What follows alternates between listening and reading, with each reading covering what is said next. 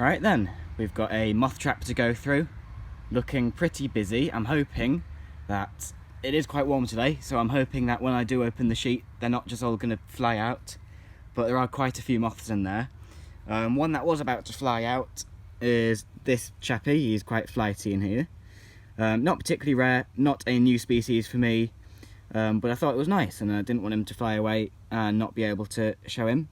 So this is Fragmatobia, the pebble hooktip, and it is kind of a birch specialist. The larvae will feed on downy birch, silver birch, and also sometimes alder as well. So naturally they're found wherever birch grows, heathland, woodland, and also parks and gardens where birch has been planted as well. So I do get that one sometimes. Nice species to get, but we'll see what else we have in the trap. Right, gonna very carefully open her up. I'll write all these moths down that are on this sheet. Here we go, double layered. Right. Well, this is going to be fun. Flipping heck.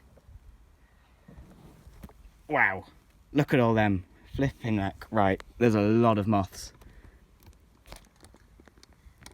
Tons of them. So let me write these down, then we can talk about a few that are on here. Okay, so we have a nice thorn. This is Ericea, the Septemberthorn. And like its name suggests, it does fly in September, but the first of them appear from mid-July. So it's not unusual to get it this time of year, it's not early or anything, but it is one of our later flying thorn moths. We did have a dusky thorn as well, which did fly away, but I'm hoping there's another one in the trap. Dusky thorn is another nice thorn. But this is Septemberthorn. So most of the moths did actually fly away, but you saw how busy the sheet was. And this is one of the most common moths at this time of year. This is Batania Ruralis, the mother of pearl.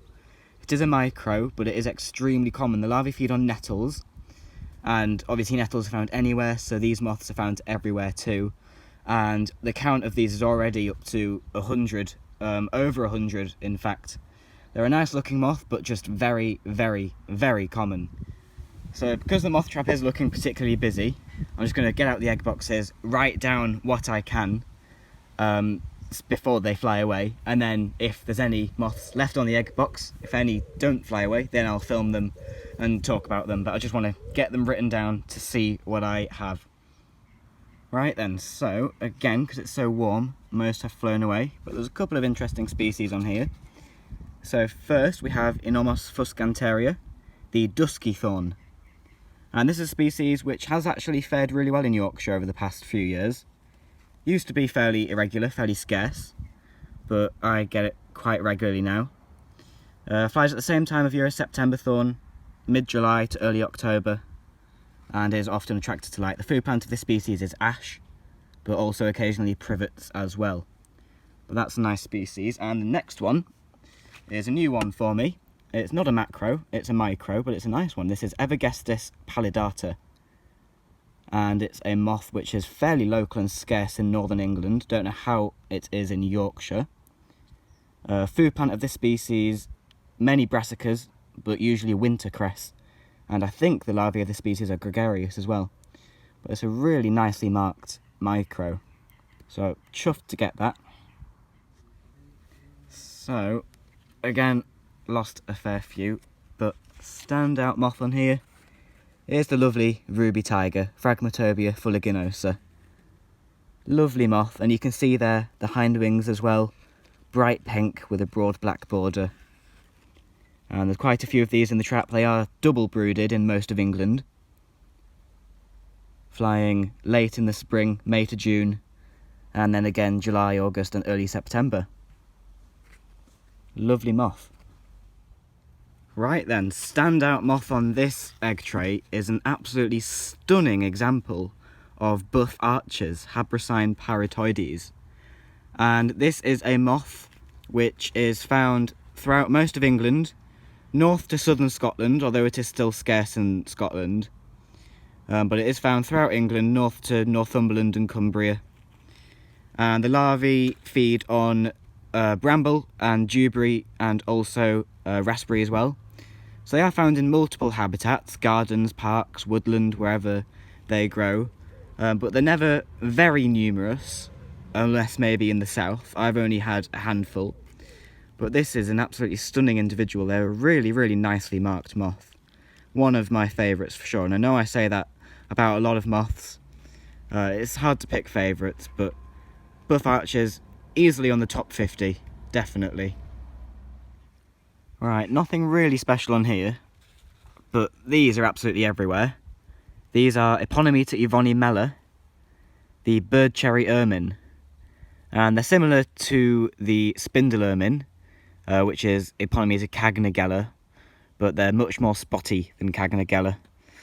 But bird cherry ermine are the ones whose larvae plague bird cherry bushes with their web masses in the early summer and spring, and I'm catching the adults in their hundreds at the moment. I really am. There's absolutely hundreds of them in the trap over every single egg box. I mean, they do fly away, but there are a few more on here and on the other side as well.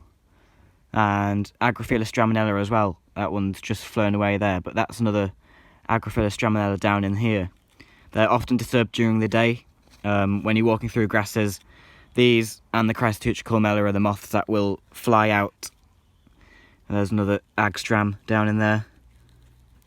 It's nothing really special, but still got plenty more to get through. Right, another egg box done, and another new moth for me. And it's another pug. It is a fairly easy to identify pug though when it's fresh. This one is a little bit worn, but this is Upthesia ectarata, the tawny speckled pug. And you can kind of see, it is a bit ballad, but you can kind of see the large orangey patches on the forewings, which I think give it its name. But yeah, another nice macro moth, new one for me, so nice to get. Right, we've got another lovely micro, and this one is Pyroa orata, also called the mint moth. It's a moth of chalk and limestone grassland gardens where the larvae feed on mints, marjoram and other related plants. It does fly by day, but also by night when it comes to light. And the forewing has lovely deep orange yellow markings, as well as the hindwing, and the forewing can have more of a purpley tinge as well. But yeah, nice one to get. Right, so we're going to finish on this one. He is fairly worn, but this is the mela, Acronicta leporina, and a bit out of focus there, but nice moth. This is only my second ever record, even though they are fairly frequent throughout the rest of the UK. They're found in a variety of habitats, larvae a variety of plants. The larvae are very weird looking. In the final instar, they have very long hairs on them. Do Google miller moth larvae if you get a chance. But yeah, he's going to take off now. Lovely moth, and I think we'll finish on him. I think that's about our lot. So many species. I'll just do a final count and let you know what that is. Final count, 883 moths of 89 different species, and they are just the ones that haven't flown away. So probably well over 1,000 moths last night, which is absolutely mega. First time I've ever had to use 4 pages in my book. Ignore my really scruffy handwriting, but I always do date, location, weather, and then all the species down here, and the count as well. And this is one of the books that my mum designed, actually. There's a link to it in my post somewhere. I might put it again on posts. So do check it out. It's a really good moth log book. But yeah, last night was a really good night. So if you did enjoy watching this moth trapping video, do give it a thumbs up. Do have any questions, give us a comment if you do have any questions. And if you are new to the channel, then please subscribe if you like moths and other invertebrates. So, I'm going to end it there. Brilliant. I hope you enjoyed it, guys.